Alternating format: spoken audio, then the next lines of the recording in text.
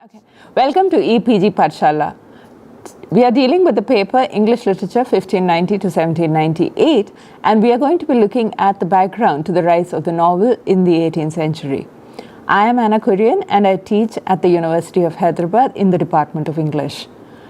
We all know that the novel becomes a prominent form in English literature in the 18th century, but that of course does not mean that the novel just burst into the limelight in the 18th century out of nothing. There were several factors that contributed to the rise of the novel in this era, and today we shall be looking at some of them. We shall look at how storytelling began. We begin at that point, and from there we shall bring it through the centuries till the 18th century, when we have the first novels being written in English in England itself. Now, storytelling is something that is primary and primordial to all mankind. Everyone loves stories, and the first stories were told by wandering storytellers or minstrels or bards or singers as they traveled from village to village, taking the same stories to different parts of the world. Now, this was the model that was carried on through the Dark Ages, the Middle Ages, up to actually in several societies even till today. This storytelling tradition continues.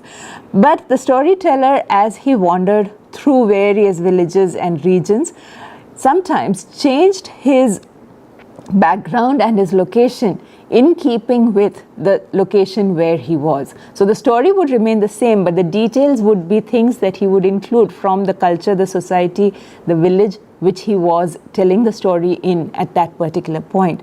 Now this is important because it contributes one element to the novel, that novels have local interest. They tell you stories which are rooted in a specific place and which are then identifiable because of the place that they are coming from.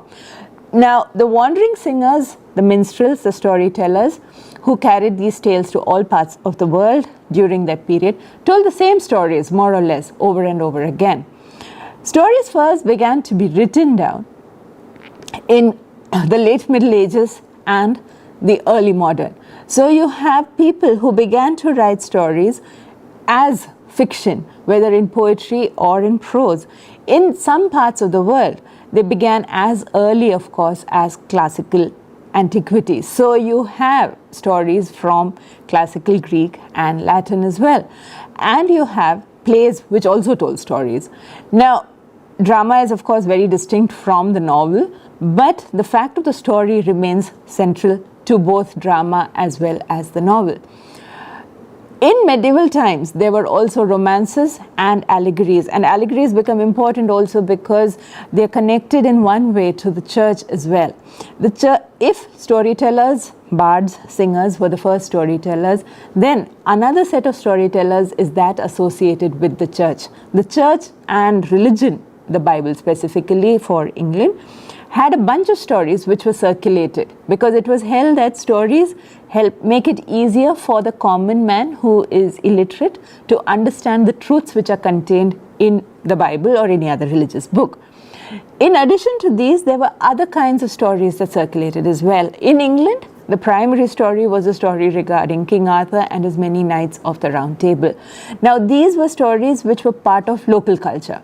Local English culture, that there was a king such as Arthur and he had several knights, and there are stories associated with each of the knights.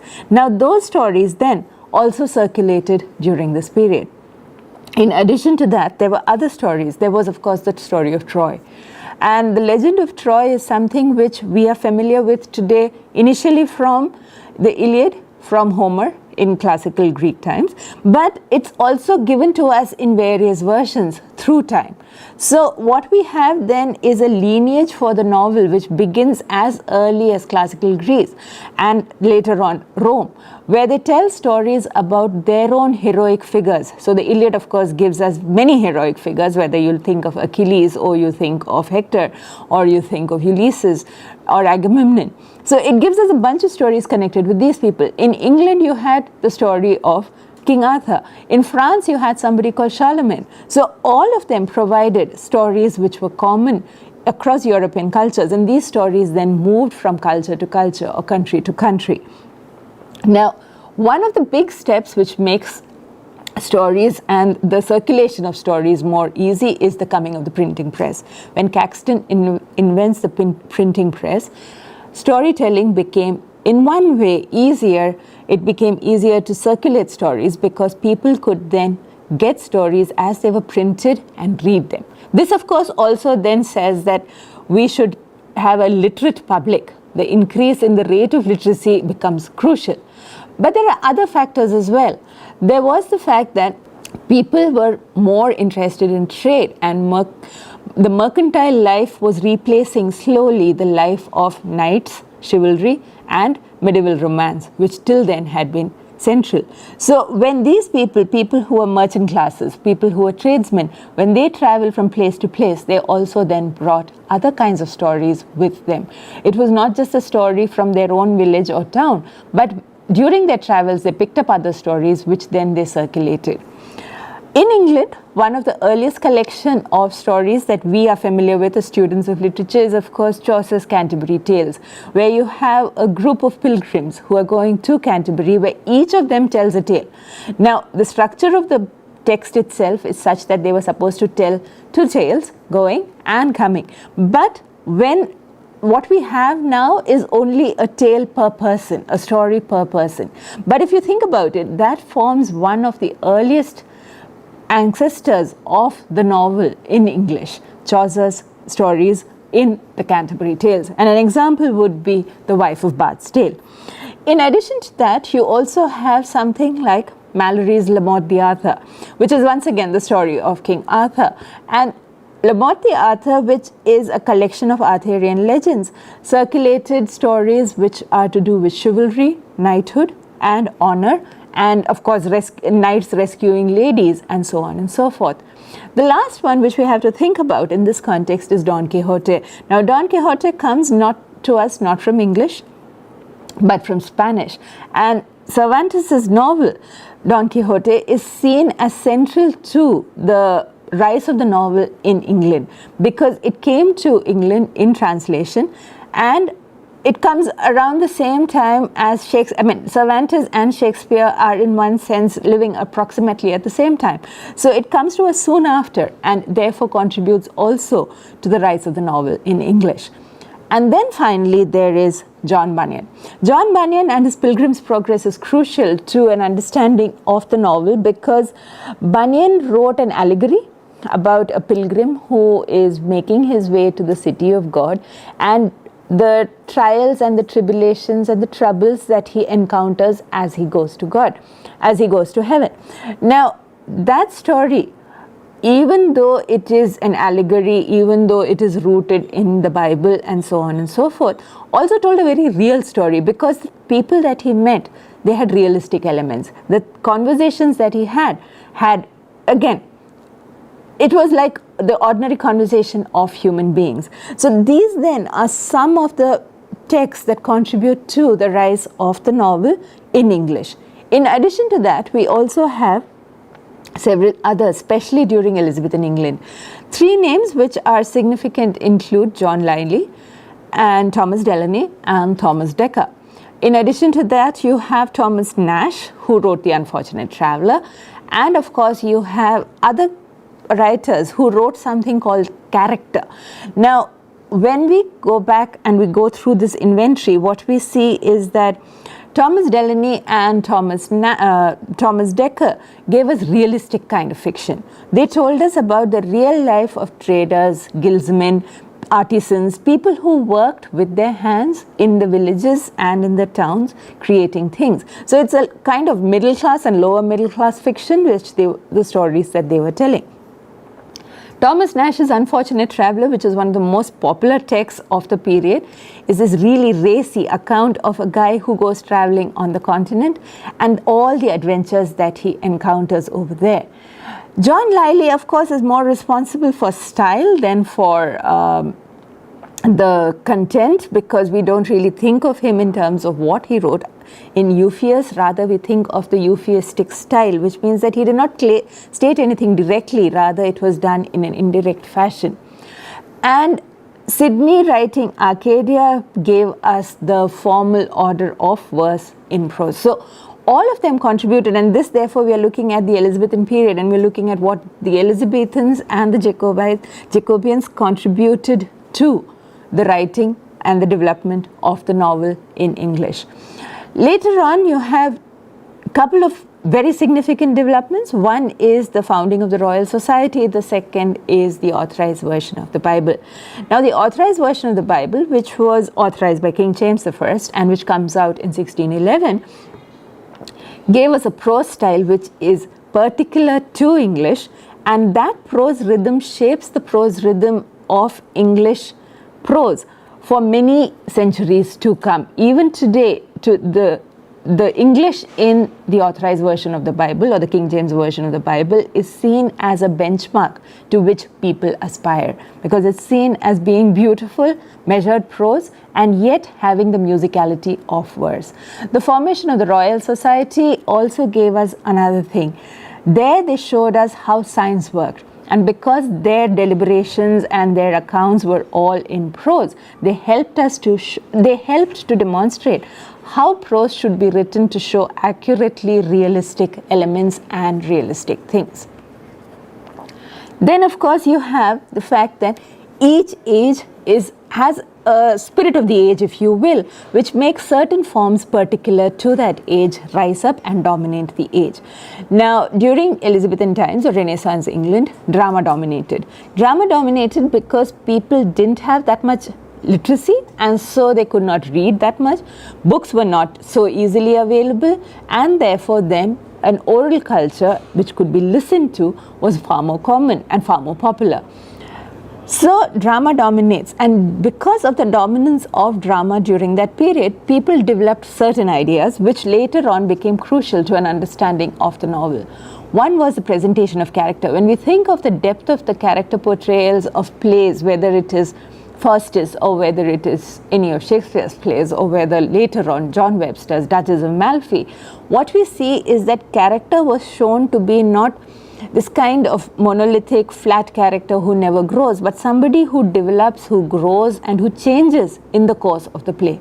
And this the novel adapted from earlier drama of the late 16th, early 17th centuries.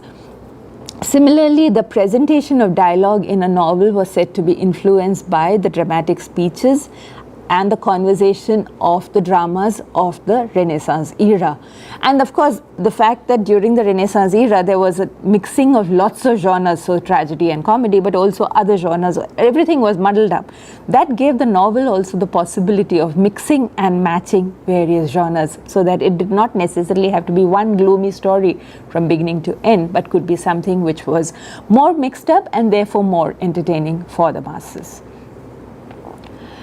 Later on, in the latter half of the 17th century and the beginnings of the 18th century, you have periodicals and the writing of people such as Addison and Steele in the periodicals. When they introduce characters like Sir Roger de Coverley, what we see is that this again forms one more of those forerunners of the character sketch in a novel, that novels had to have well-developed characters. If you think about any of the novels that you've read, a character who remains the same from beginning to end makes for a very boring novel.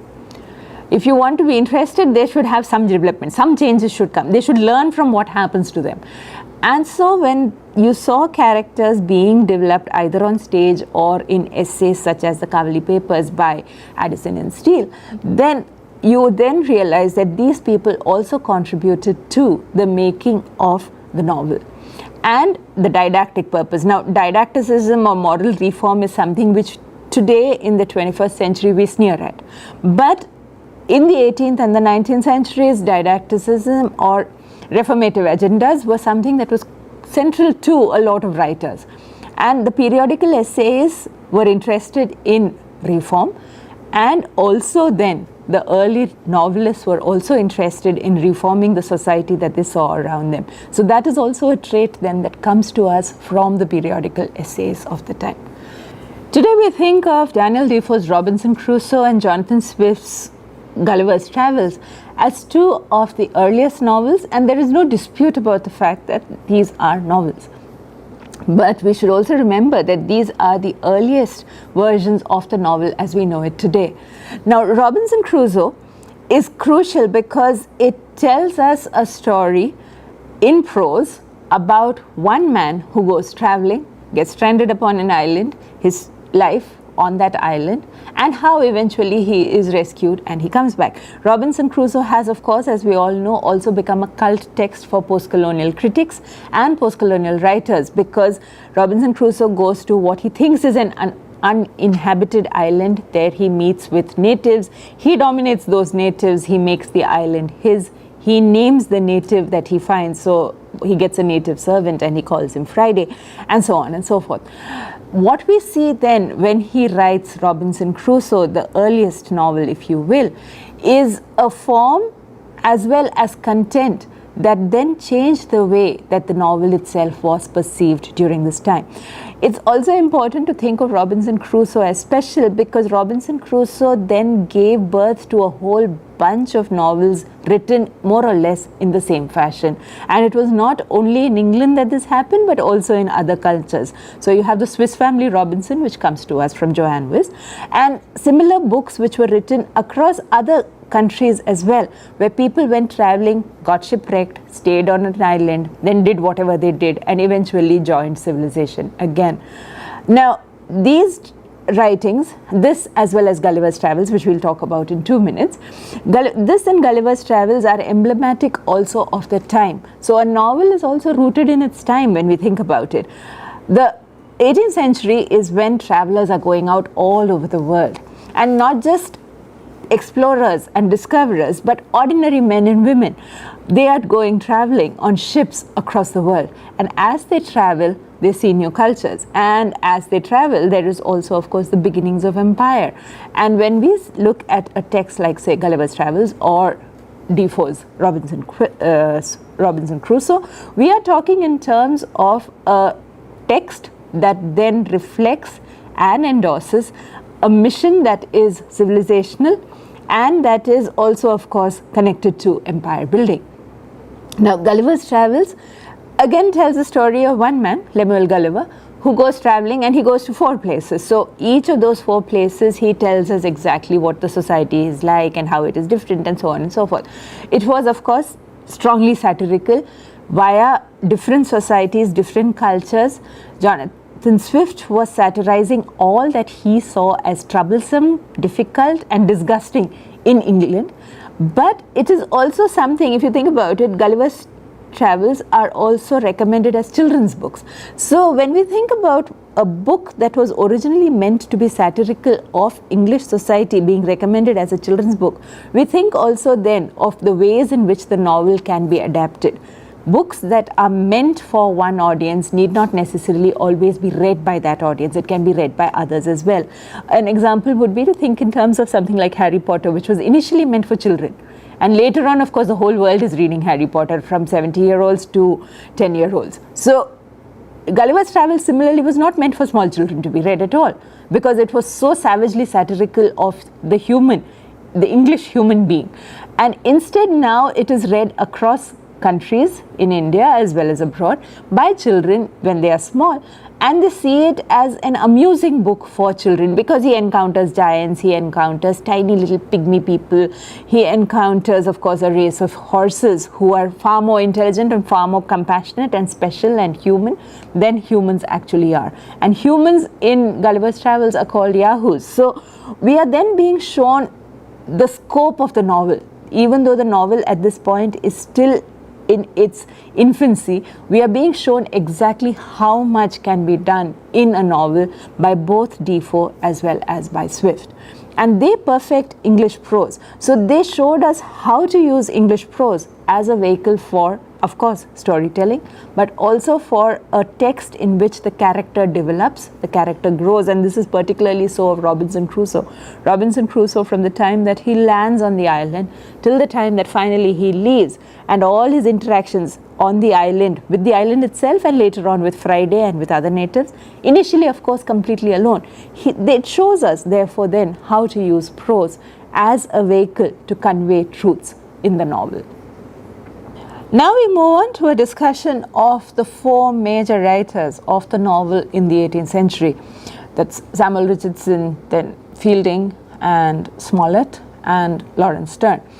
We begin, of course, with Samuel Richardson. Samuel Richardson is revered or vilified, call it which you will, for his two major novels, Pamela and Clarissa. Now, Pamela, which is usually said to be the first novel in English, though of course this is kind of disputable because you can have so many others contending for this position, from Thomas Delaney's works in Jack of Newbury and so on and so forth in Elizabethan England, via Thomas Nash's An Unfortunate Traveller, through till here, right? But it's usually claimed to be the first novel in English, and it was published in 1740.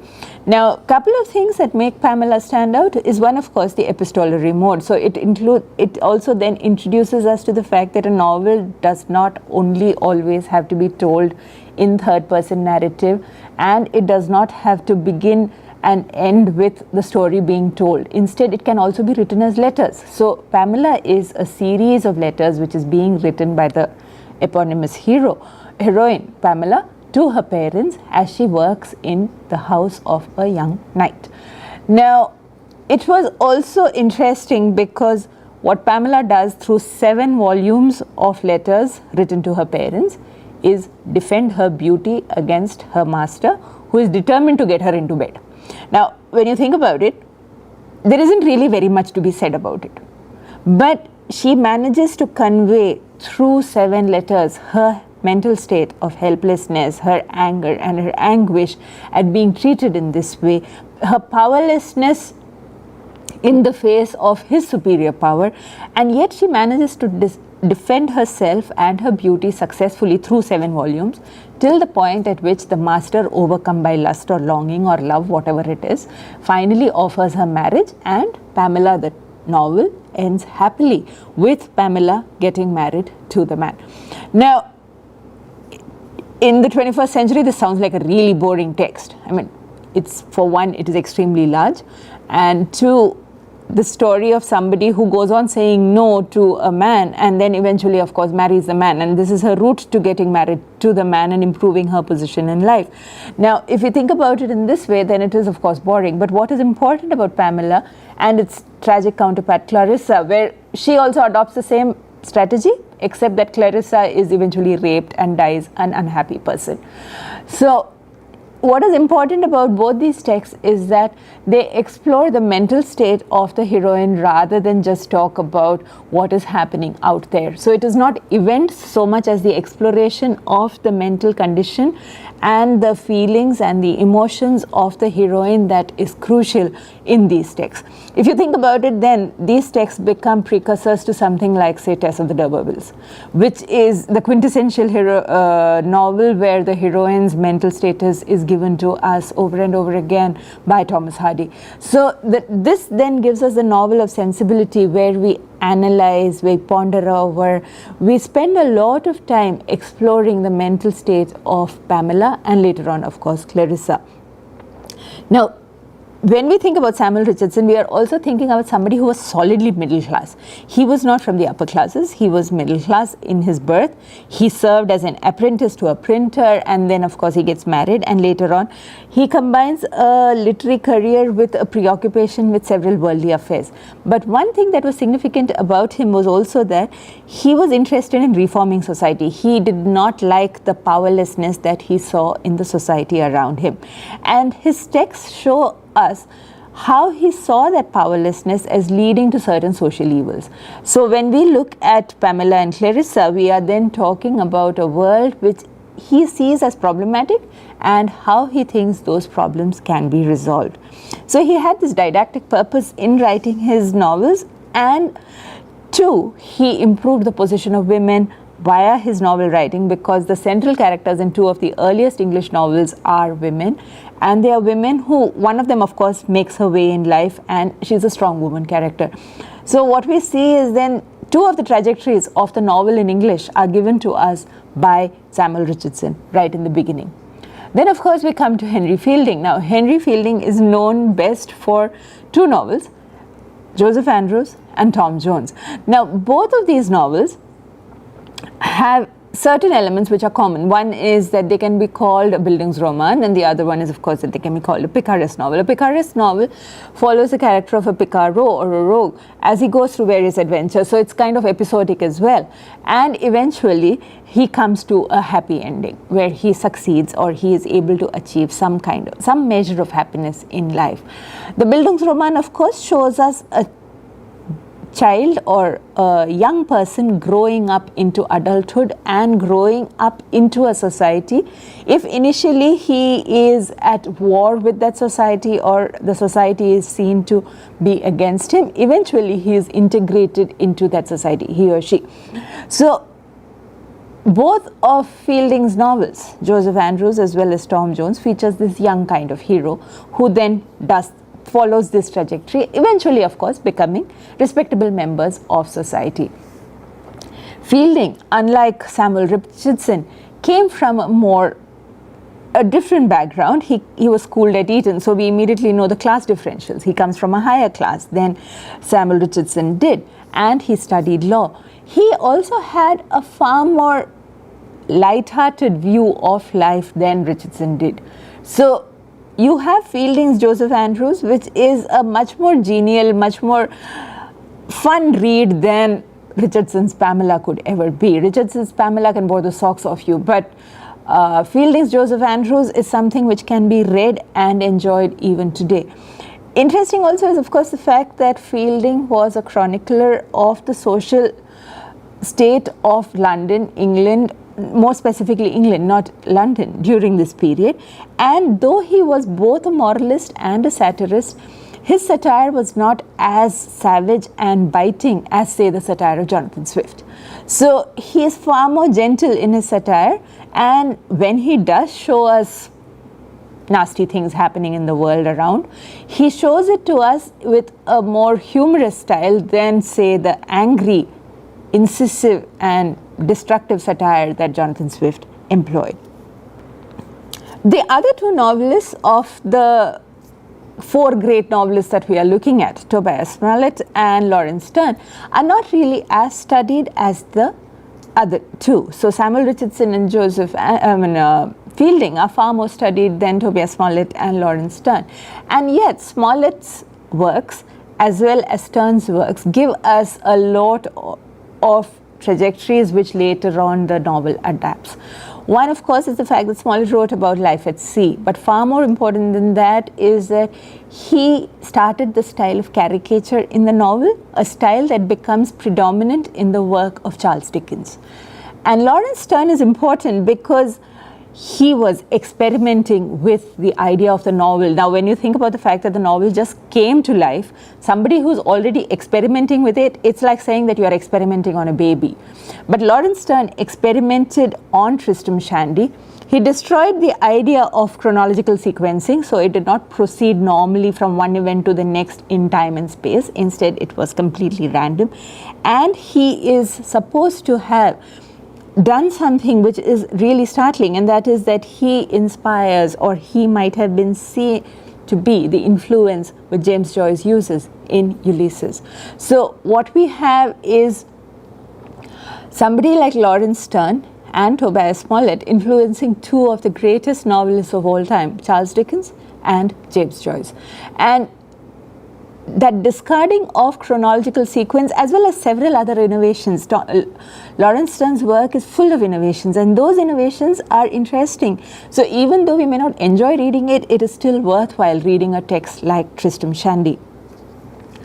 There are, of course, several other novelists in the 18th century, and several of them also whom we should be looking at. So when you begin with somebody like, say, Oliver Goldsmith. Now, Oliver Goldsmith we know also as the author of the play She Stoops to Conquer, but he also wrote The Vicar of Wakefield, which is seen as being something like a novel. The Vicar of Wakefield was a domestic novel, if you will. Then, of course, you have Dr. Johnson, who tried his hand at practically every form, every genre. He wrote an Oriental novel.